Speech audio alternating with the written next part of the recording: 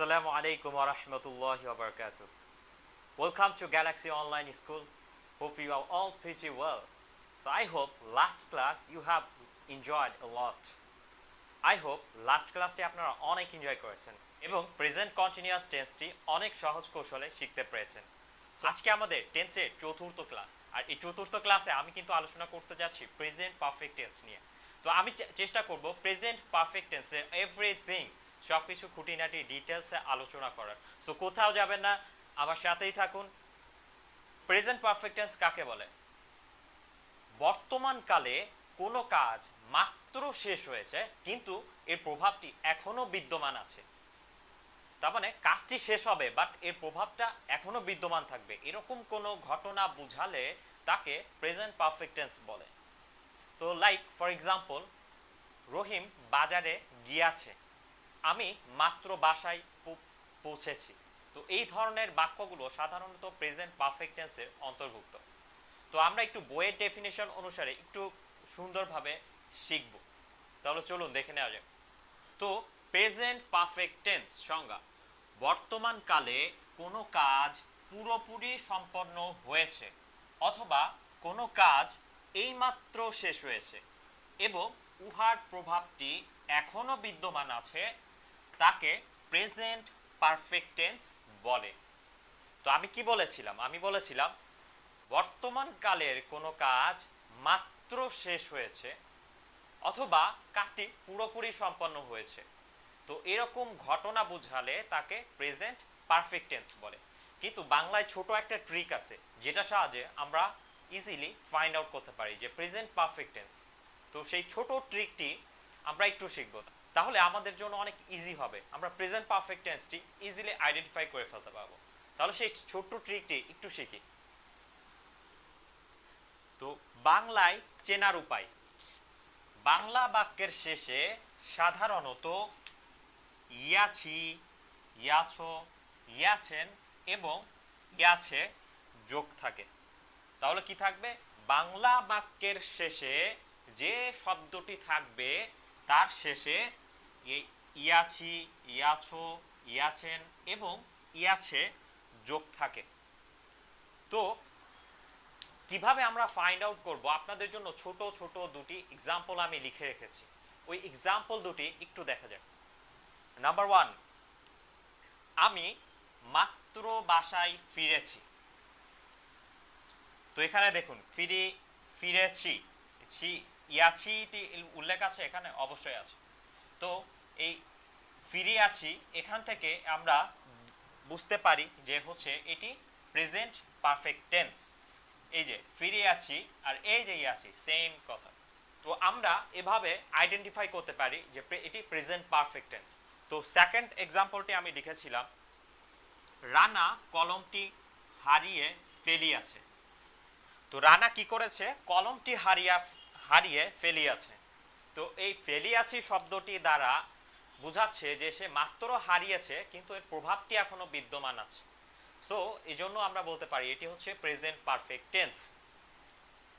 এই যে ছোট ট্রিকটি যে বাংলা বাক্যের শেষে ইয়াছি, ইয়াছো, ইয়াছেন এবং ইয়াছে এই চারটি শব্দ মুখস্থ করে ফেলবেন, তাহলে আমরা যে কোনো সেন্টেন্স ইজিলি আমরা আইডেন্টিফাই করতে পারবো এটা প্রেজেন্ট পারফেক্ট টেন্স। তো এবার চলুন প্রেজেন্ট পারফেক্ট টেন্সের অক্সিলারি ভার্বগুলো একটু শেখা যাক। তো প্রেজেন্ট পারফেক্ট টেন্সের অক্সিলারি ভার্ব সাধারণত দুটি, একটি হচ্ছে হ্যাভ আর একটা হ্যাজ। তো সাবজেক্টের পরে এরা ব্যবহৃত হয়। তো সাবজেক্টের পরে কখন হ্যাভ ইউজ করব, কখন আমরা হ্যাজ ইউজ করব, এটিও আমরা শিখব। তার আগে এই প্রেজেন্ট পারফেক্ট টেন্স কিভাবে আমরা ইংরেজিতে সেন্টেন্সটি গঠন করব এই স্ট্রাকচারটা একটু শিখে আসি। তো এখন আমরা শিখব প্রেজেন্ট পারফেক্ট টেন্সের স্ট্রাকচার। এই স্ট্রাকচারটি শিখে নিলে আমরা যে কোনো বাংলা বাক্যকে ইংরেজিতে কনভার্ট করতে পারবো। সো এটা আপনারা একটু অনেক মনোযোগ দিয়ে দেখবেন। তাহলে চলুন এই স্ট্রাকচারটি আমরা একটু শিখি। তো প্রেজেন্ট পারফেক্ট টেন্সের ইংরেজি সেন্টেন্স গঠন করার স্ট্রাকচার সেটি কি? সেটি হচ্ছে সাবজেক্ট প্লাস হ্যাভ অথবা হ্যাজ প্লাস V3। এই V3 মানে হচ্ছে ভার্বের পাস্ট পার্টিসিপল ফর্ম।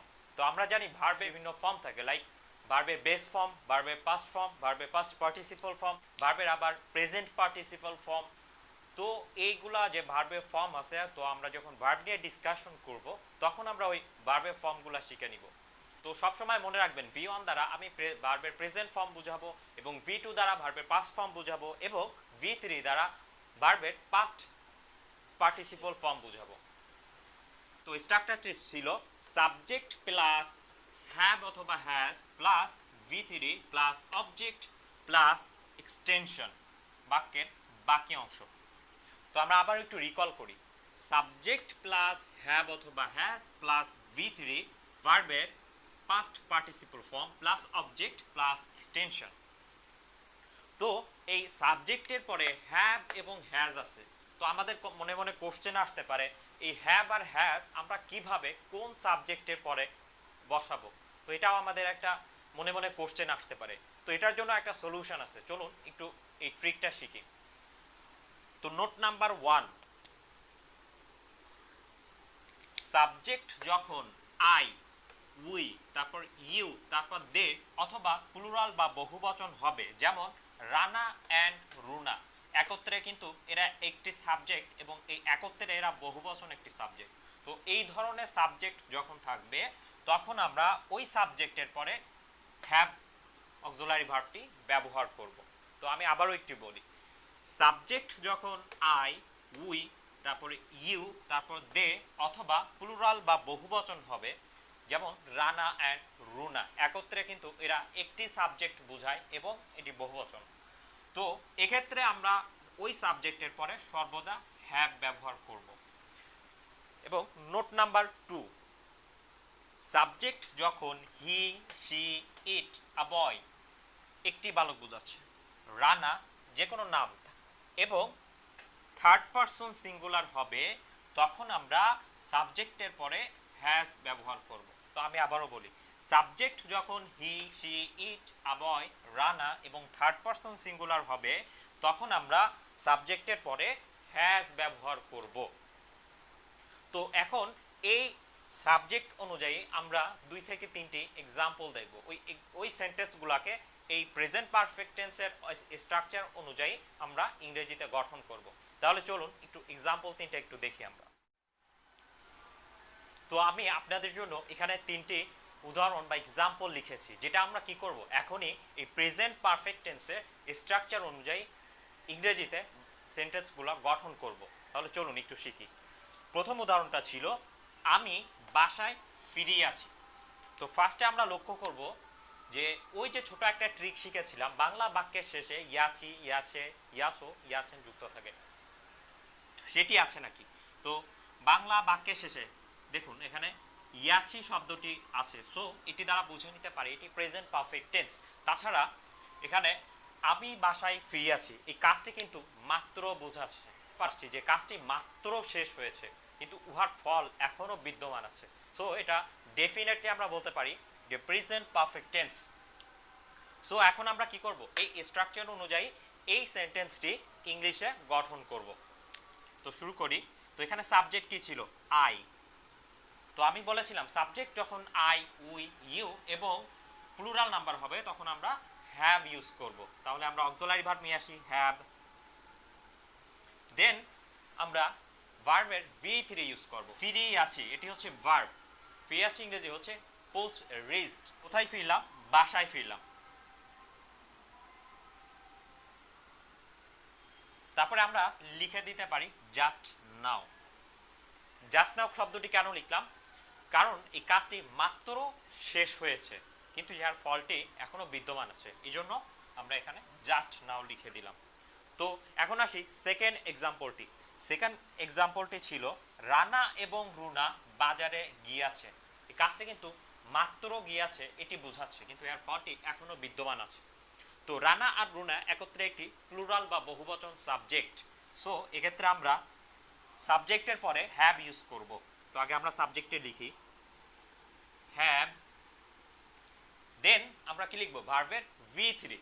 ওকে, গন, কোথায় গিয়েছে, বাজারে।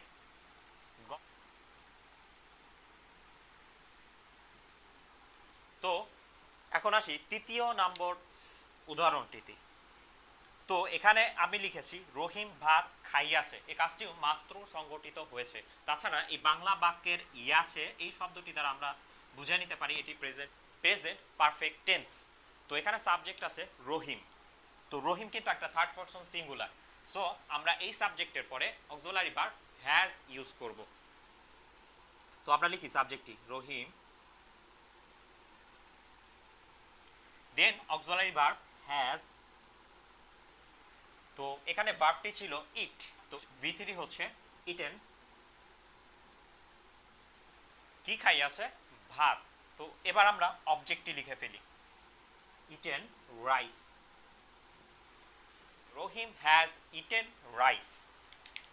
তো দেখলেন তো এই ছোট দুটি ট্রিক ইউজ করে আমরা প্রেজেন্ট পারফেক্ট টেন্সই শিখে ফেললাম, এবং প্রেজেন্ট পারফেক্ট টেন্সের স্ট্রাকচার অনুযায়ী আমরা ইংরেজিতে সেন্টেন্সটি গঠন করে ফেললাম। তো আরও একটি ছোট ছোট কিওয়ার্ড বা ট্রিক আছে যেটি ইংরেজি বাক্যে শেষে সাধারণত যুক্ত থাকে, এগুলো আমরা একটু নোট আকারে একটু দেখে নিই, চলুন। তো এবার আমরা শিখবো যে প্রেজেন্ট পারফেক্ট টেন্সে কিছু কিছু ইংরেজি কিওয়ার্ড আছে যেগুলো সাধারণত প্রেজেন্ট পারফেক্ট টেন্সে যুক্ত থাকে। সো এটা দেখেও কিন্তু আমরা ফাইন্ড আউট করতে পারি এটা একটি প্রেজেন্ট পারফেক্ট টেন্স। তাহলে চলুন সেই ছোট ছোট কিওয়ার্ডগুলা আমরা একটু শিখে ফেলি। তো প্রেজেন্ট পারফেক্ট টেন্সে ইংলিশ সেন্টেন্সে সাধারণত just now, recently, yet, immediately, already যোগ থাকে। তাহলে কি বলেছি? প্রেজেন্ট পারফেক্ট টেন্সের ইংলিশ সেন্টেন্সে সাধারণত just now, recently, yet, immediately, already ইত্যাদি যোগ থাকে। এবং এই অনুযায়ী আমরা একটা এক্সাম্পল দেখি। তো একটা এক্সাম্পল লিখেছি, I have already seen the movie. তো এই যে এখানে কিন্তু অলরেডি এই কিওয়ার্ডটা আমরা ইউজ করেছি, আর এছাড়া এটি প্রেজেন্ট পারফেক্ট টেন্সের স্ট্রাকচার অনুযায়ী আছে। সো আমরা এটা বলতে পারি ডেফিনেটলি এটি প্রেজেন্ট পারফেক্ট টেন্সের এক্সাম্পল। তো আলহামদুলিল্লাহ, আশা করি আমরা অনেক সহজ কৌশলে তো প্রেজেন্ট পারফেক্ট টেন্সটি শিখে ফেলেছি। তো আমি চেষ্টা করেছি প্রেজেন্ট পারফেক্ট টেন্সটি সুন্দরভাবে এক্সপ্লেইন করে আপনাদেরকে বোঝাতে। তো যদি কোনো ভুল ত্রুটি থেকে থাকে একটু ক্ষমার দৃষ্টিতে দেখবেন। আর আপনাদের কাছে এই প্রেজেন্ট পারফেক্ট টেন্সের পর্বটি কেমন লেগেছে কমেন্ট বক্সে কিন্তু মাস্ট বি জানাবেন। তো আমরা একদম ক্লাসের শেষ পর্যায়ে চলে এসেছি। তো ক্লাসটি শেষ করার আগে আপনাদের জন্য রেখেছি ছোট্ট দুটি হোমওয়ার্ক। এই সেন্টেন্স দুটি আপনারা প্রেজেন্ট পারফেক্ট টেন্সের স্ট্রাকচার অনুযায়ী ইংলিশে গঠন করে কমেন্ট বক্সে কিন্তু অবশ্যই জানাবেন। তো চলুন দেখে নেওয়া যাক। সেই মাসুক কমলাপুর রেল স্টেশনে গিয়াছে। আর নাম্বার 2, তাহারা মাছ ধরতে পুকুর ঘাটে গিয়াছে। তো এই দুটি বাংলা সেন্টেন্স আপনারা প্রেজেন্ট পারফেক্ট টেন্সের স্ট্রাকচার অনুযায়ী ইংলিশে গঠন করবেন, আর গঠন করে কমেন্ট বক্সে কিন্তু অবশ্যই জানাবেন। আমি চেষ্টা করেছি সবথেকে সহজ টেকনিকে প্রেজেন্ট পারফেক্ট টেন্সটি আপনাদেরকে বোঝানোর। আলহামদুলিল্লাহ, আমি আশা করি আপনারা যদি ক্লাসটি একটু মনোযোগ সহকারে দেখেন তো আপনারা কিন্তু প্রেজেন্ট পারফেক্ট টেন্সটি অনেক ইজিলি শিখে যেতে পারবেন। সো দেখা হচ্ছে আগামী ক্লাসে। ততক্ষণ পর্যন্ত ভালো থাকুন, সুস্থ থাকুন, আর গ্যালাক্সি অনলাইন স্কুলকে বেশি বেশি শেয়ার করুন। তাহলে আপনার বন্ধু এবং অন্যান্য শিক্ষার্থী বন্ধুরাও এই ভিডিওগুলো পেয়ে যাবে। সো দেখা হবে আগামী ক্লাসে। ততক্ষণ পর্যন্ত ভালো থাকুন, সুস্থ থাকুন। আল্লাহ হাফেজ।